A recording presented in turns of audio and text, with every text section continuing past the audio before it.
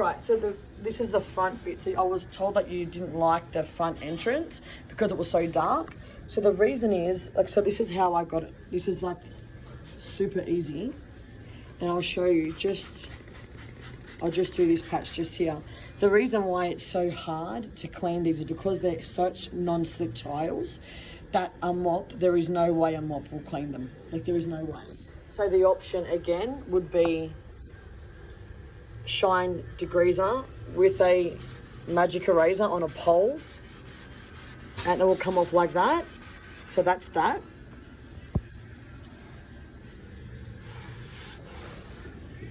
But see, even when I move the microfiber, see how it's so hard? So of course it's going to be, the mop wouldn't even be able to clean this properly. Or option 2 is, again, you spray with the shine degreaser and then you use a brush or a big broom. I would let it sit here for a little bit long if you can. The longer you leave it, the more effective it's going to be. So this is just a broom. It's all about the product at the end of the day.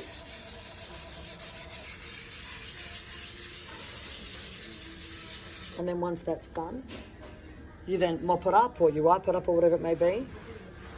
But see, I think the sponge is more effective because of the surface.